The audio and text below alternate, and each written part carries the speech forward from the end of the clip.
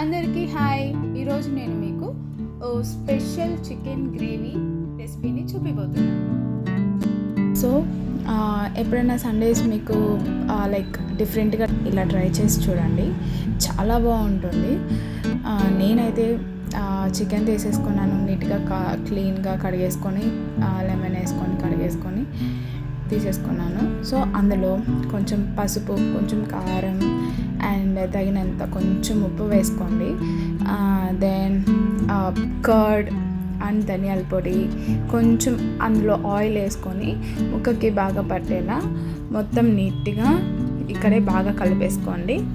అంతే, నీట్గా అలా మొత్తం ముక్కకు పట్టేలా కలిపేసుకున్న తర్వాత దీన్ని తీసుకెళ్ళి ఫ్రీజర్లో పెట్టేసండి. సో ఫ్రీజర్లో పెట్టి మినిమం ఒక 30 minutes అన్నా పెట్టండి, చాలా బాగుంటుంది. ముక్కకి మసాలా అంతా బాగా పట్టి మనకి టేస్ట్ బాగా వస్తుంది.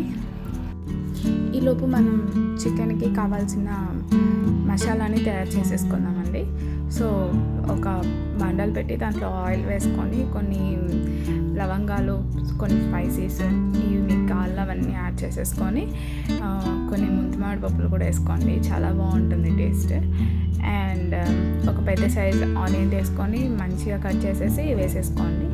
కొంచెం ఆనియన్ బాగా బ్రౌన్ కలర్కు వచ్చేంత వరకు మంచిగా వేయించుకోండి.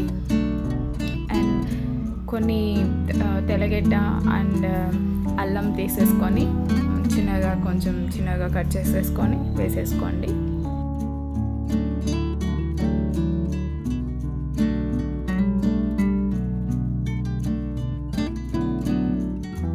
ఇప్పుడు కొన్ని పచ్చిమిర్చి వేసుకొని, సో మీ టేస్ట్కి తగ్గట్టు మీరు కొంచెం స్పైసీగా తినాలంటే కొన్ని ఎక్కువ వేసుకోండి, పర్లేదు. కొన్ని పచ్చిమిర్చి నేనైతే 5-6 వేసాను. సో వేసుకొని నీట్గా, నేను స్టార్టింగ్లో కొంచెం సోంపు వేయడం మర్చిపోయాను.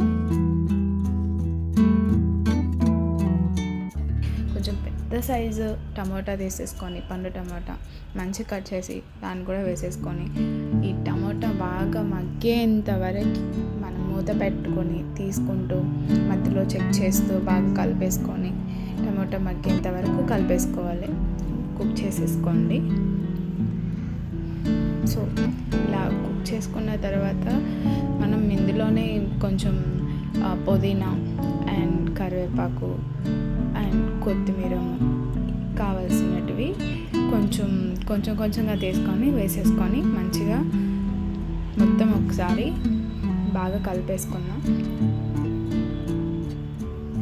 ఇలా బాగా కలిపేసుకున్న తర్వాత మంచిగా టమోటా ఉడికిందా లేదా ఒకసారి చెక్ చేసేసి, సూపర్, మంచిగా ఉడికిందండి. ఇప్పుడు స్టవ్ కట్ చేసేసి పక్కన పెట్టేసి పూర్తిగా చల్లారేంత వరకు వెయిట్ చేద్దాం. దెన్ మనము ఈ పూర్తిగా చల్లారిపోయిన ఈ ఆనియన్స్ ఇవన్నీ తీసేసుకొని మిక్సీకి వేసుకొని, కొంచెం గసగసాలు ఆల్రెడీ 1/2 hour అలా నానబెట్టాను. సో అలా కొన్ని తీసుకొని అవి మంచిగా ఫైన్ పేస్ట్గా ప్రిపేర్ చేసేసుకోండి. దెన్ అదే బండల్లో కొంచెం ఆయిల్ వేసి కొన్ని స్పైసెస్ యాడ్ చేసుకొని ఇందులోనే ఒక 2 ఎండుమిర్చి అండ్ కొంచెం కరివేపాకు వేసుకొని మనం అప్పుడేగా మనం ఫ్రీజర్లో మ్యాగ్నేట్ చేసి పెట్టుకున్న చికెన్ని బయట పెట్టేసుకొని ఇప్పుడు ఇందులో యాడ్ చేసుకోవడమే. ఇలా యాడ్ చేసేసుకున్న తర్వాత మంచిగా మూత పెట్టేసుకొని మధ్యలో మూత తీసి బాగా మిక్స్ చేసి మొత్తం ఒక 70% ఉడికేదాకా మనం ఇలా చూసుకుంటూ పెట్టేసుకోవాలి. అంతే అండి, చాలా సింపుల్. ఇలా 70% దాకా ఉడికిపోయిన తర్వాత మనం మిక్సీకి వేసుకున్న మసాలాని దీంట్లో యాడ్ చేసేసి మంచిగా పూర్తిగా మొత్తం కలిసేలాగా కలిపేసుకొని మళ్ళీ ఒకసారి మూత పెట్టేసుకుందాం. అండ్ ఇలా మూత పెట్టేసుకున్న తర్వాత కొంచెం వాటర్ వేసుకుందాం ఇక్కడ. సో ఎందుకంటే మనకి కొంచెం గ్రేవీగా కావాలి కాబట్టి కొంచెం వాటర్ వేసుకుంటున్నాను. ఇలా వాటర్ వేసుకున్న తర్వాత ఒకసారి మంచిగా కలిపేసుకొని అలానే ఉంచేసి, సో ఆయిల్ మొత్తం పైకి తేలేంత వరకు మీడియం ఫ్లేమ్లో ఇలానే మధ్యలో కలుపుకుంటూ చూసుకుంటూ ఆయిల్ పైకి వచ్చాక కొంచెం చికెన్ మసాలా తీసుకొని ఫైనల్ టచ్గా చికెన్ మసాలా అలా చల్లేసి కొంచెం కొత్తిమీర కావాలంటే కొత్తిమీర వేసుకోండి. అండ్ అంతే అండి, అయిపోయింది మన gravy. Special chicken gravy curry ready అయిపోయింది. సో నేనైతే దీనికి ఎక్కువ సంగటి ప్రిఫర్ చేస్తాను. మీరు ఎందులోకైనా తినచ్చండి, ఇడ్లీ, దోశ, చపాతీ ఎందులోకైనా తినచ్చు, చాలా బాగుంటుంది.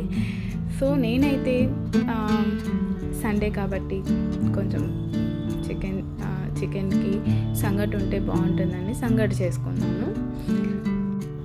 అలా ఈ రాగి సంగటి ముద్దని చేసుకొని ఒక ప్లేట్లో వేసుకొని చికెన్ గ్రేవీని వేసుకొని తింటుంటే ఉంది అండి, సూపర్. అంతే, మీరు కూడా తప్పకుండా ఈ చికెన్ గ్రేవీని ట్రై చేసి టేస్ట్ ఎలా ఉందో మాకు కామెంట్ సెక్షన్లో మెన్షన్ చేయండి.